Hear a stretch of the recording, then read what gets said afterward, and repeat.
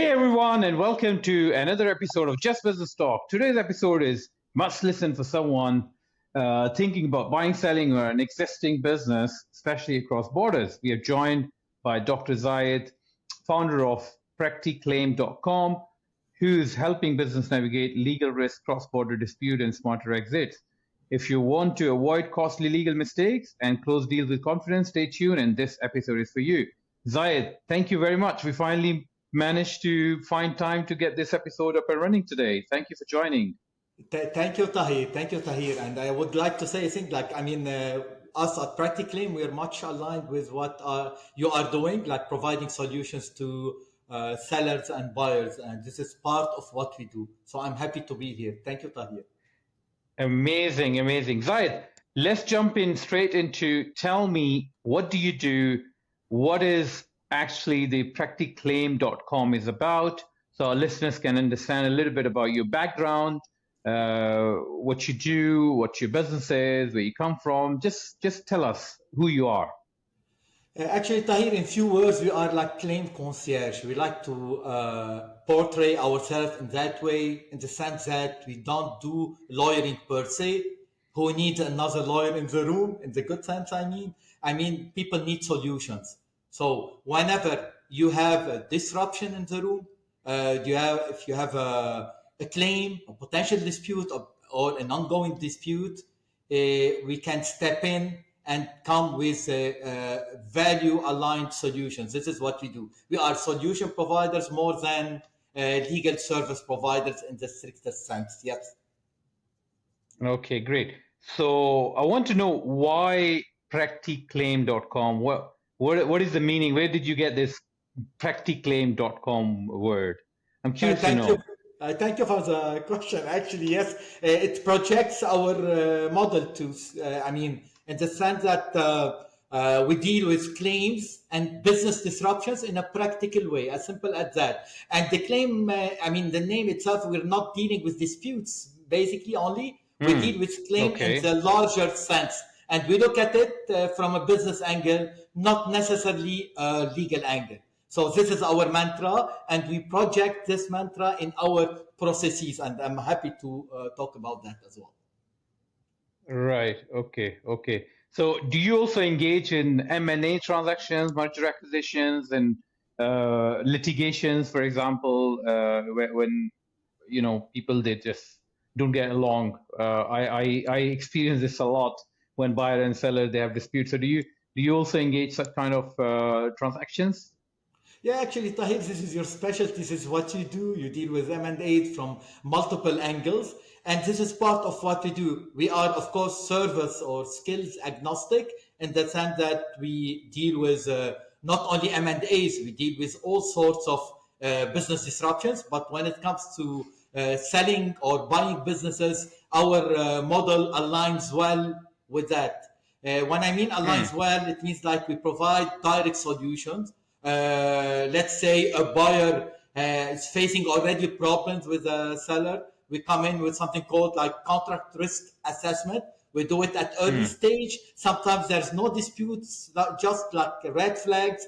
We step in, provide the right solutions, then step out. So we do it in a fractional way. Let's contrast that with what lawyers or law firms do. Usually law firms, they follow a more of a bureaucratic model, which is more in line with their own policies. I'm not talking only about the fee model, I'm talking about their processes. So usually they don't follow our protocols. They come with a legal opinion at first. It takes time. Then they process it the way they want. Us, no, we look at what we have on table.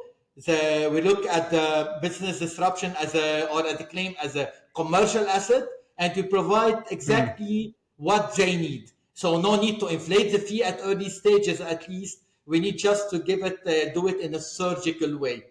That's it. Yes. Great.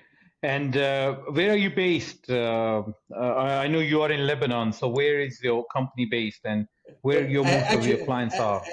Actually, we're centered on multiple jurisdictions. And I will tell you why. We follow a decentralized model. We operate through claim managers who are senior, either legal or non-legal specialists.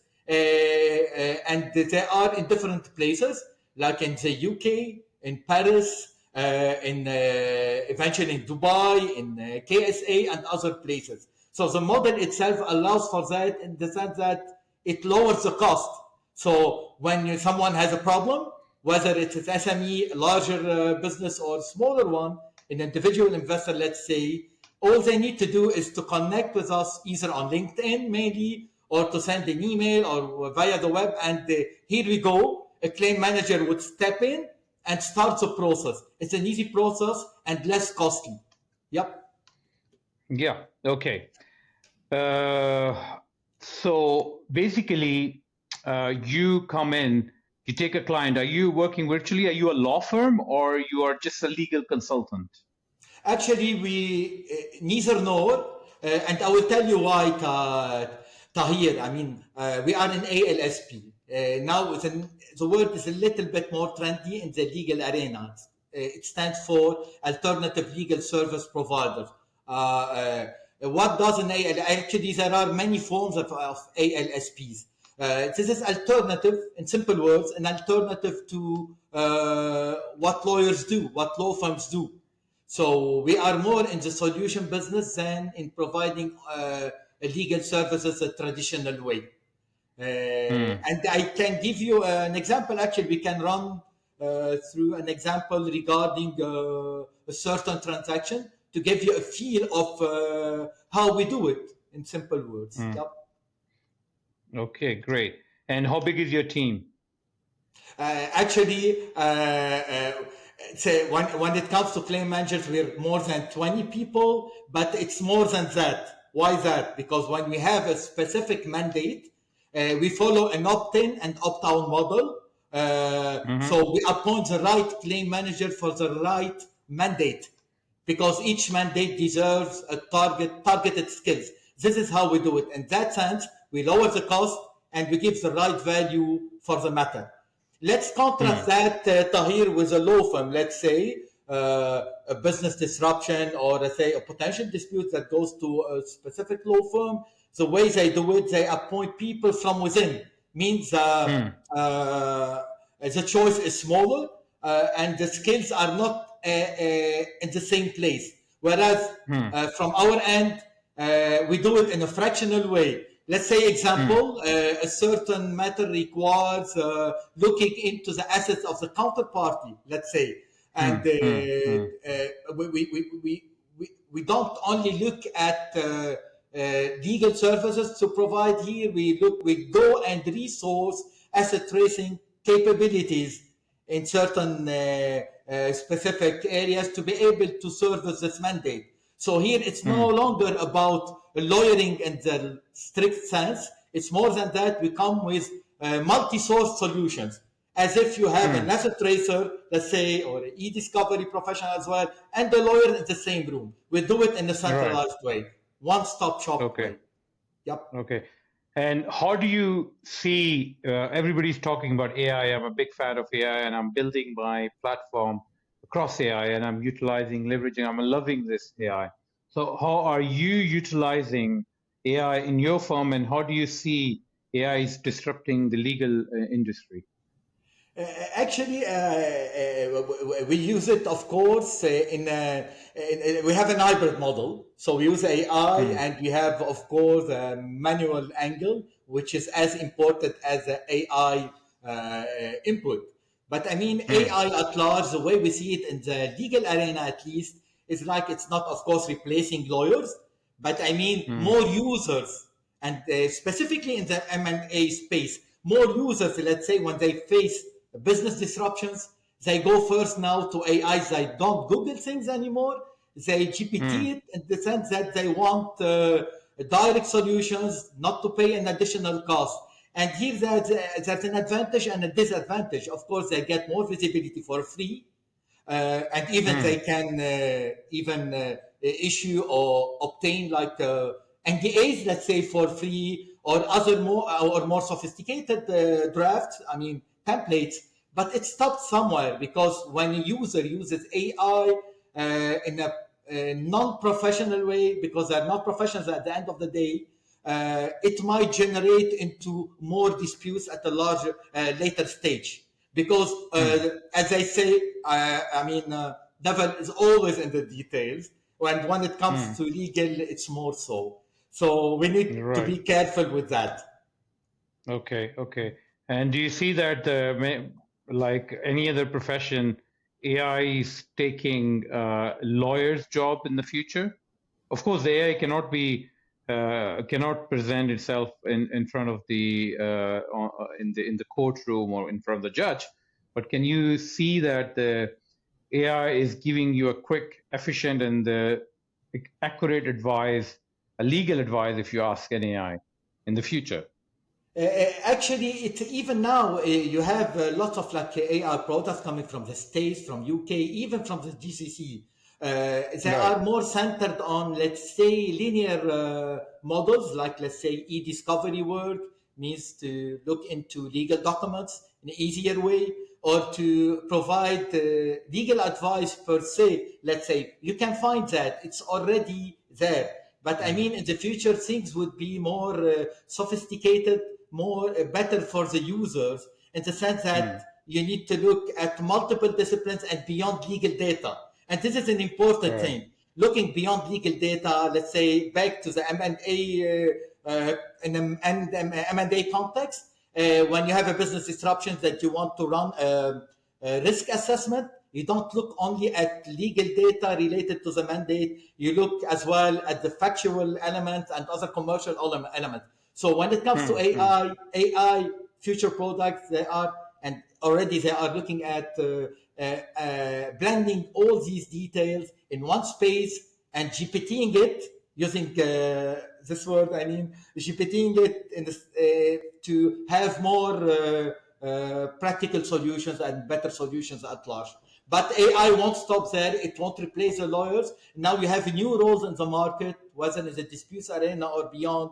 Let's say, example, you have something called like now AI or legal analyst or legal manager. From our end, we call our people claim managers or claim agents. So everybody's Right. gonna use AI anyhow, one way or another. Okay.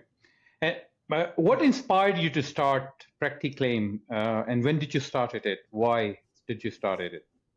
Actually, the idea was, goal was in the first place to give a better solution to claim holders, because usually claim holders go through a labyrinth of complexities when it comes to dealing with their claims at early stage, when it comes to looking at the risk and assessing it, or at a later stage when it comes to claiming or defending, or even when it comes to dealing with their own disputes. So usually they go through what we call it like a legal procurement in our world. Means they go do like sort of like forum shopping to see who can handle and at what price. And this was and still a hindrance to their right to access justice at large. And this is what triggered a Practiclaim in the first place. And we call, even we Right. say till now, I mean, we say that we are in the corporate access to justice business, not only consumer access to justice. So we tend to look at both in the same, from the same lens. Right. Yeah. Okay. And what were you doing before that? Before starting Practiclaim? Actually, I'm a litigator since my early times, and it was always about dealing with disputes from multiple angles. And we even had to, during my early in-house roles as well, it was always about disputes, how to manage disputes, to resolve them, and to anticipate them. So this was sort of like a process that led to here. Yep. Okay, great, great. And so let's assume there is a M&A transaction.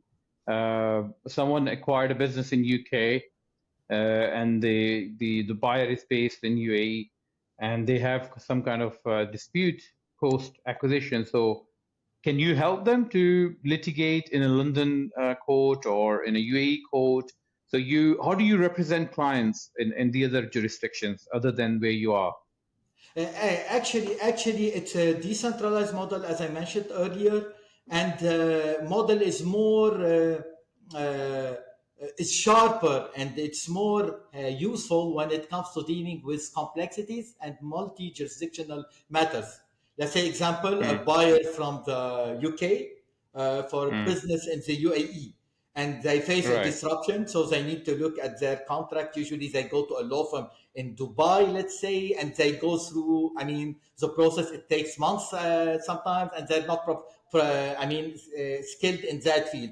The way we do it, Hmm. we take them by the hand, as we say. We appoint directly a claim manager, no upfront fee. We generate something called claim pre-assessment. Again, no upfront fee, and we follow our internal protocols, which it means Hmm. we go to multiple service providers in the UAE in that context, let's say, and we auction it between brackets, of course, following very strict protocols. We auction the matter with multiple stakeholders in a bid to get the right teams, the right resources for the right value. It's not about lowering the cost. It's rather like aligning the cost and progressing the claim. So here you can Hmm. progress it. People get value in terms of cost, skills, and time. Most importantly, time. Hmm. Okay. So yeah. And what do you advise? Um let's say if someone wants to buy a business, so give us some golden nuggets or your golden piece of advice. What are the key areas someone needs to be careful of while, or to make sure that they ask their attorney or lawyers to protect themselves, to protect them in case there is a litigation or dispute later on? Before buying a business, Tahir, yes, before buying a business, they need to look very closely at large. Let's do a survey, like sort of like do Yeah. it in to show where you should be looking at in general, like the ownership structure.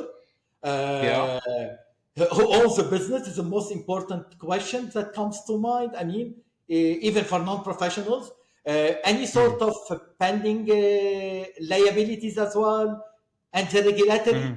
Regulatory. When I say regulatory, means the licenses, the IP, against the ownership. It goes to that, and any sort of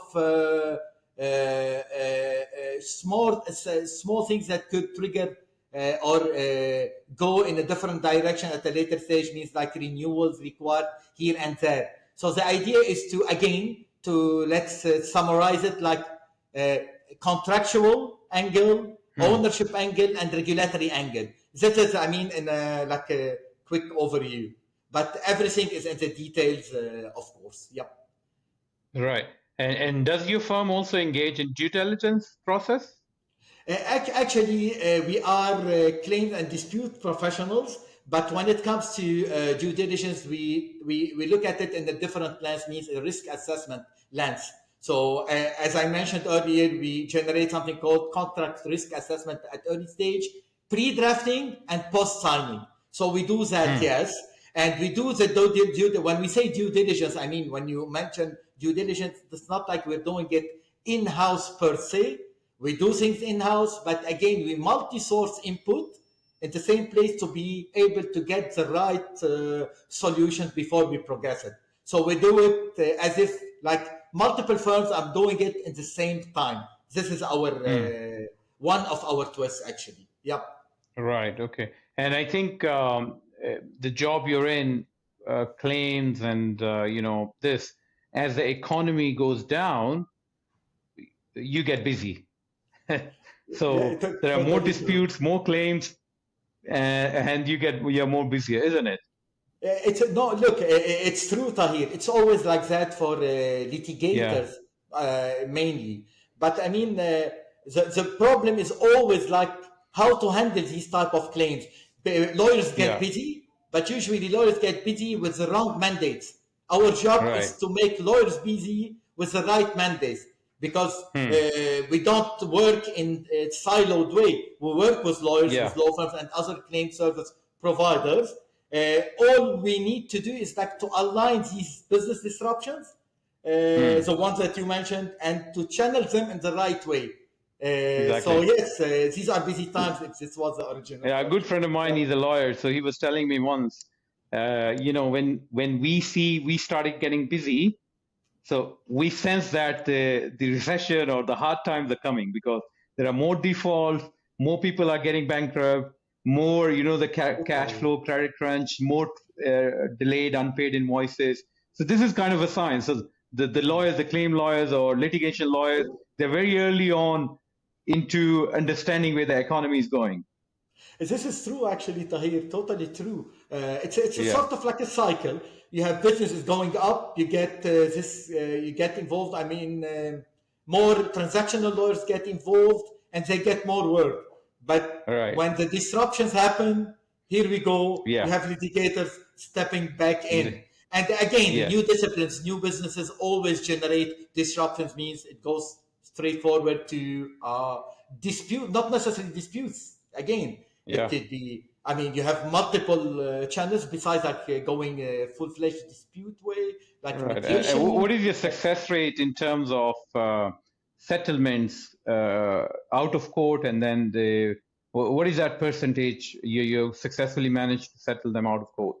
Look, following our protocols, it's always like more than 50% it goes like settlement. Hmm. Why is that? Okay. Because we come prepared and we talk, we reason with the claim holders or the defendants in general.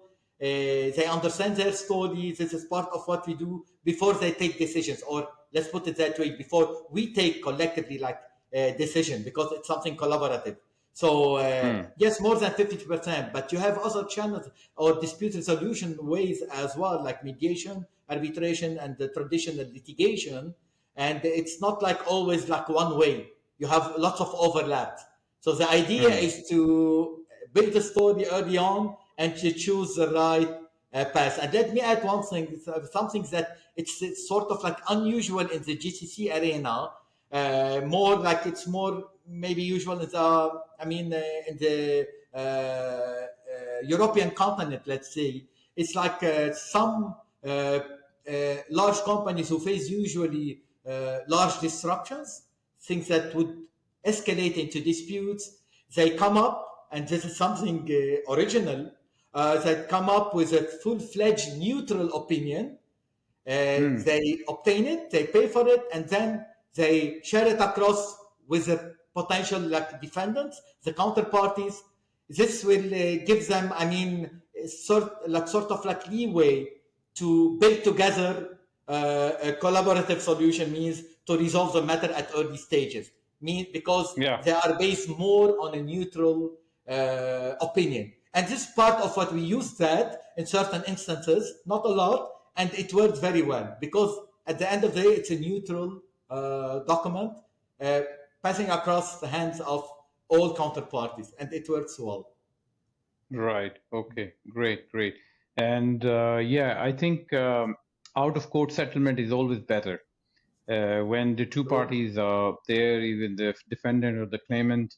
I mean, if it's managed to do it out of the court settlement, everybody loves it. But some people, they would like to go in the court just for the reason of to buy more time to pay back the money. Like they can get free money, or they can postpone for a year or 2 years or 3 years or 4 years of a claim amount. Right? It's true, Tahir. You come across that because this is part of what you do. It depends on the system. Let's say a Dubai Yeah. system. It's of course it's a well-structured market, but you have a lot of loopholes in the legal system, and even you Yeah. have multiple legal systems, so means more loopholes. But when it comes Yeah. to disruptions happening, let's say in the UK at large, the loopholes are less, or I mean, you have more visibility. Means these tactics are less useful. So it depends on Yeah. the mandate at the end of the day. But yes, it's true. I totally agree. Yeah, I think in Dubai market or UAE market, what I see is if the defendant is not an established player, and if they don't have a lot of assets, so also one of the problem we face here is the other party will flee. They'll just simply leave the country, and then it becomes really, really difficult to recover the money unless if you're in Lebanon. but majority of the people are Lebanese. So I mean, okay, nothing you can do. You have your assets, you have somehow. It's easy to recover money, or the people. So it becomes a part of a reputational issue that in True, the area. true. Yeah, but here is that this is also a little bit. Everybody is from somewhere, and then the other parties. It's not established enough, or the claim is not big enough. Then they rather just leave and then start a new life somewhere else. Actually, you put it the right way, and yeah, it depends on the mandate. The volume actually is the value of the claim, Yeah, and you mentioned that the idea is like for the same people not to come back to, let's say, example Dubai, but when it yeah, comes to coming back to Dubai, they need to assess their options very well because in Dubai you have some coercive measures that you can seek, and one example, Interpol. The Interpol coercive angle, I mean, it's wider than other, let's say, countries in different places, and it works well. And actually, we're dealing with similar matters. People who mm, flew, I'm talking even at large, regarding large mandates. But as you pointed out, small mandates usually it's hard to look at. The same people are not looking for coming back, but there are always exactly. solutions for that when it depends on which jurisdictions and all of that. Yep. Mm, Everything is yeah. feasible. Yes, yes, yes, yes, yes. Right. Okay. I'm really enjoying talking to you, Zayed, but usually I try to have our episode less than 30 minutes for our listeners to give them as much as insight possible. And we were just approaching the time to end our today's session. So before we leave and disconnect, I would like to know that anybody who's listening this podcast today and going through the decision of whether to buy a business or not to buy a business, what would you advise them? In few words, to do risk mapping at early stage. It works very well. At the first stage, they don't see it. It's not concrete. They don't expect it. It's something, I mean, human. But at a later stage, it will be could be a great problem. So at least to get some fractional targeted, let's say, advice. We mentioned contract risk assessment, pre-drafting or post-signing. No need to have a full-fledged legal opinion. Who needs another theoretical opinion on a matter, on such a matter? I mean, and yes, with mapping, at least you can progress with your business, sign the deal, and at a later stage, you look at other tools, of course, when it comes to if I mean things go in a different direction. Risk Okay, mapping. great. And the last one, how do you overcome the low period in your life when you're down, you're not doing well? So how do you keep motivating yourself?